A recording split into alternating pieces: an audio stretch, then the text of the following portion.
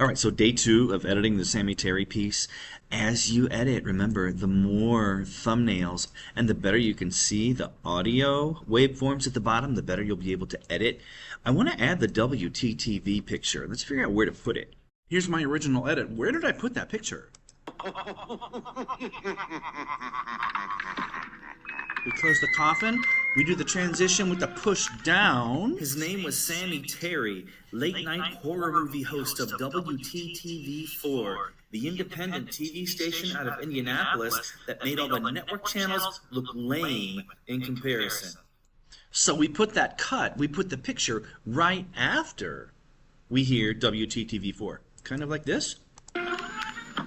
His name was Sammy Terry, late-night horror movie host of WTTV4. Pause it because we put the cut right here between these two words.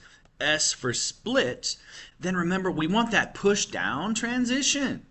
So I go with the push down right there. His name was Sammy Terry, late-night horror movie host of WTTV4. Once that split is done, we want to drag the WTTV4 picture to this point between these two clips. So remember, when you move something, you do want to see the entire clip. So which one is WTTV4? Move your playhead until you see it.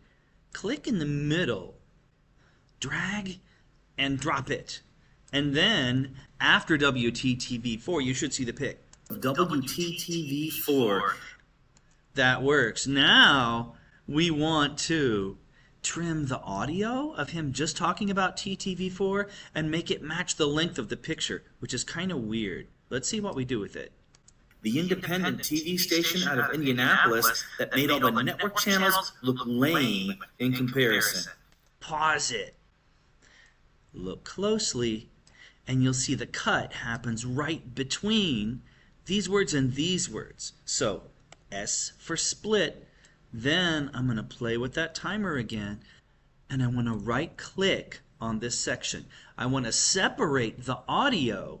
And now the fun part, because Rush doesn't really give you a timer, so you'll know exactly how long the shot is. So you want to make this WTTV pick really long, longer than the audio that's going to go in it.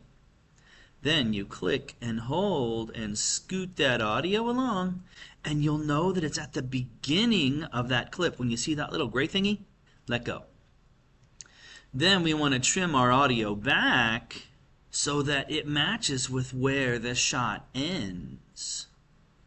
And it should look like this. Movie host of WTTV4, the independent TV station out of Indianapolis that made all the network channels look lame in comparison. The next shot, you won't hear anything. Why? Because you took the sound off of it. So you can delete that clip.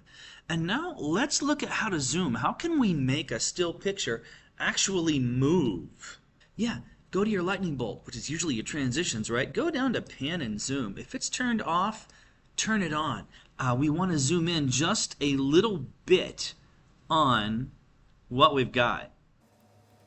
And I want us to start with as big a picture as possible, both to the left corner and the right corner. And then your end, if you click inside that box, you can move it too. But I want you to shrink it just a tiny bit. Not a whole lot. And the big thing I want WTTV4 in the box at all times. Don't cut it off, because this is the name of the TV station, so I want to keep it there. Let's back it up and see how this zoom works. It should be slow movement. Late-night horror movie host of WTTV4, the independent TV station out of Indianapolis that made all the network channels look lame in comparison. We will deal with Cowboy Bob and Janie tomorrow, but play with the zoom, because it's the quick way to get things done and to turn a still picture into a moving picture. So we separated the audio, we moved it down, and we made the length match. Then click. Go up to your lightning bolt. It's usually transitions, but if you go to pan and zoom, turn it on. And your starting and ending point we need to have this part of the photo, which is the name of the channel, on the screen at all times. And then tomorrow we'll show you 2 other steps which are easier, and we'll be done with section 1. Thanks, bye-bye.